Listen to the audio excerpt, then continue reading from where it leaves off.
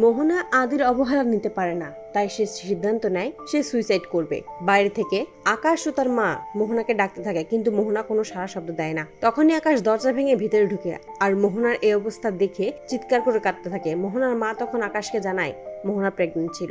আকাশ মোহনাকে হসপিটালে নিয়ে গেলে তার মাকে জিজ্ঞেস করে, তুমি এসব কবে থেকেই জানতে? তুমি আমাকে কেন আগে থেকে বলনি? ওই আদ্রিতকে আমি আর ছাড়বো না। তখনই তার মা বলে, আমি কিছু জানি না, ও আমাকে কিছুই বলেনি। আমি যখন জোর করলাম তখনই ও আমাকে বলেছিল। ঠিক সেই মুহূর্তে আদ্রিত হসপিটালে উপস্থিত হয়। তাকে দেখে ক্ষিপ্ত হয়ে যায় আকাশ এবং মাথা থাকে। অন্যদিকে শুভ চারিদিকে আদ্রিতকে খুঁজতে থাকে, কিন্তু কোথাও খুঁজে পায় না। অবশেষে বাড়ি ফিরে আসতেই সকলকে বলে, আমি আদিকে কোথাও খুঁজে পাইনি। ঠিক তখনই আদি এখানে হাজির হয়। সেই সাথে আকাশও আসে। আকাশ তখন সকলের সামনে চিৎকার করে বলতে থাকে, তোমার স্বামী শুধু তোমার সন্তানের বাবা নয়, আমার বোনের সন্তানেরও বাবা। যা শুনে অবাক হয়ে যায় শুভ। শুভ চিৎকার করে বলতে থাকে, আমি এটা কখনোই বিশ্বাস করি না, কারণ আমি জানি আমার আদি এটা কোনোদিনও করতে পারে না। আকাশ তখন বলে, সেটা তোমার ইচ্ছে, আমার জানানোর কথা ছিল, আমি জানিয়ে দিলাম। আমার বোনের কিছু হলে আমি আদ্রিতকে ছাড়বো না। এ বলেই রায়বাড়ি থেকে চলে যায়। আকাশ যখন নিজের বাড়িতে ফিরে আসে তখন ভাবতে থাকে যে সে মোহনার সাথে খোলাখুলি কথা বলবে এই বিষয়ে। মোহনার ঘরে আসতে দেখতে পায় মোহনা সেখানে নেই, আর মোহনার প্রেগনেন্সির রিপোর্টটা